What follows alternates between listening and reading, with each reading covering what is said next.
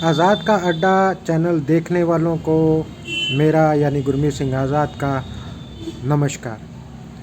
आज 18 तारीख है, आज धनतेरस है। मेरे देखने और सुनने वालों सभी दर्शकों को मेरे चैनल की तरफ से आपको धनतेरस और दिवाली की बहुत बहुत बहुत शुभकामनाएं। आपका त्यौहार बहुत अच्छा बीते, इसकी कामना और इसकी अरदास मैं सतगुरु पातशाह जी से ज़रूर करूँगा और चाहूँगा कि आपकी सेहत अच्छी रहे, आपकी आमदन बनी रहे। दोस्तों, आज मैं आपके सामने फिर हाज़िर हुआ हूँ अपना इम्पैक्ट प्रोग्राम लेकर। इम्पैक्ट में हम लोग एनालिसिस करते हैं, जो पीछे राजनीतिक घटना हुई, कोई सामाजिक घटना हुई तो उसका असर क्या जाता है। तो आज इसी विषय को लेकर मैं आपके सामने आया हूँ।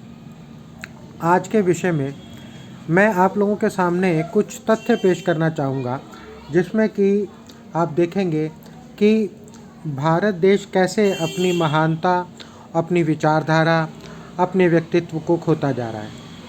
मैं बात कर रहा हूँ तालिबान से आए तालिबानी विदेश मंत्री, जो यहाँ भारत दौरे पर हैं आजकल, अभी तक वो वापस नहीं गए हैं। जब अफ़गानिस्तान में लोकतांत्रिक सरकार थी, जब अफ़गानिस्तान में अमेरिका मौजूद था, अमेरिका की सेनाएं मौजूद थी, उस समय तालिबान को एक आतंकवादी संगठन माना गया था और सभी देशों ने इसको आतंकवादी संगठन घोषित किया था, जिनमें भारत भी एक था।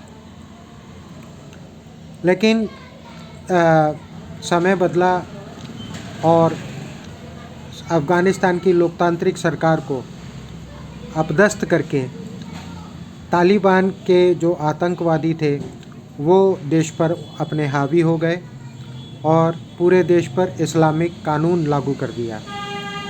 इस बात की बहुत निंदा की गई सभी देशों के द्वारा, जिसमें भारत भी शामिल था। भारत में जो हिंदूवादी संगठन थे वो तब कहा करते थे कि हम भारत को तालिबान नहीं होने देंगे, भारत में मुसलमानों की गिनती नहीं बढ़ने देंगे, मुसलमानों को मुख्य धारा में शामिल नहीं होने देंगे। मॉब लिंचिंग करके कई घटनाओं में मुसलमान लोगों को मारा गया। इसी तरह मॉब लिंचिंग करके दलितों को और समाज में जो सबसे निचले तबके पर आते हैं, ऐसे आदिवासियों को इन्हीं लोगों ने कुचलने का प्रयास किया और कुचला भी। लेकिन किसी भी तरह से इनका कोई इलाज नहीं हुआ, जिसकी वजह से आज हालत ये है कि भारत में न सिर्फ तालिबान का विदेश मंत्री आता है, न सिर्फ भारत सरकार से बात करता है, बल्कि वो भारत में जो इस्लामिक संगठन है देवबंद, वहाँ का भी दौरा करता है। और ये हिंदूवादी सरकार, जो अपने आप को सनातन परंपरा का मानती है कि इसी की वजह से, इसी सरकार की वजह से सनातन परंपरा चल रही है, इसी सरकार ने उस तालिबानी विदेश मंत्री को देवबंद में जाने दिया। देवबंद में उन्होंने न सिर्फ तकरीर की, बल्कि और भी कई सारी इमदादें उन्होंने घोषणा की। वहाँ पर इस्लामिक कानून की तारीफ़ की उन्होंने वहाँ पर, और उनकी तहरीर कहीं जगह आई भी और कहीं जगह नहीं भी आई है। मेरा मानना ये है कि जैसा कि जम्मू और कश्मीर के जो पूर्व गवर्नर, जो अब दिवंगत हो गए हैं, सत्यपाल मलिक जी, वो बोला करते थे कि नरेंद्र मोदी का इसमें कोई इंटरेस्ट नहीं है कि भ्रष्टाचार हो ना हो और धार्मिक उन्माद बढ़े ना बढ़े, उनको सिर्फ अपने फ़ायदे से मतलब है। अब इस फ़ायदे को लेकर भी कई सारी चीज़ें विरोधाभासी हो चुकी हैं। वो ऐसे कि जहाँ तालिबान का ये समर्थन नहीं करते थे, अब उनका स्वागत सत्कार रेड कारपेट बिछा कर रहे हैं। जो इनकी शक्ल नहीं देखना चाहते थे, वो इनको देवबंद में जाने तक की इजाज़त दे रहे। मेरा ऐसा समझना है कि इसका असर भारत के उन लोगों पर बहुत बुरा पड़ेगा जिन लोगों का विश्वास था कि तालिबान कोई अच्छा संगठन नहीं है, तालिबान कोई अच्छी विचारधारा नहीं है।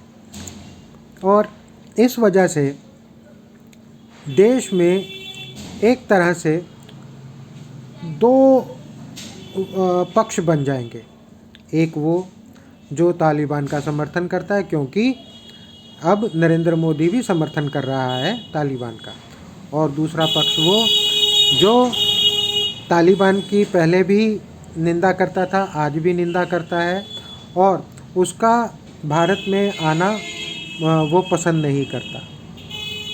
तो ऐसे में हमारा जो आपसी सौहार्द है उस पर बड़ा फ़र्क पड़ेगा, हमारा जो आपसी प्यार मोहब्बत है उस पर बहुत असर पड़ेगा। मैंने देखा है कई लोग इस विषय पर चर्चा करने से बच रहे हैं, इस विषय पर बहस करने से बच रहे हैं।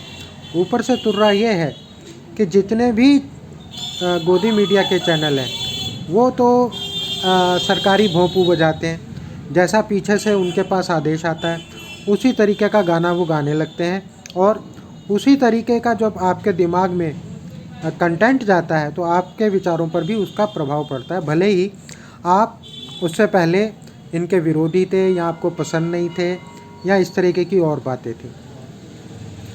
इससे एक कन्फ्यूज़न की स्थिति पैदा होगी देश में, और इस कन्फ्यूज़न का फ़ायदा कौन लेगा आपको पता होना चाहिए। इस कन्फ्यूज़न का फ़ायदा वो ताकतें लेंगी जो नहीं चाहती कि देश में एकता और अखंडता बराबर बनी रहे।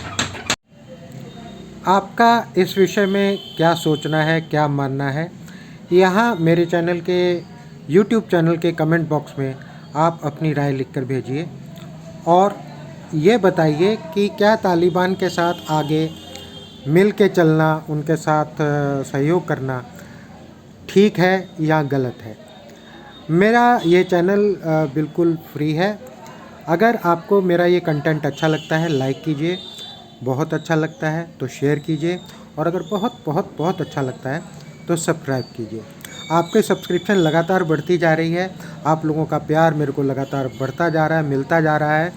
मेरा सीना फूल के गदगद हो जाता है जब मैं आज देखता हूँ सब्सक्रिप्शन कुछ और होता है और अगले दिन देखता हूँ कि सब्सक्रिप्शन काफ़ी आगे तक बढ़ चुका होता है। उम्मीद है आपको मेरा ये चैनल पसंद आता जा रहा है, और इसके लिए मैं तहे दिल से आपका शुक्र अदा करता हूँ।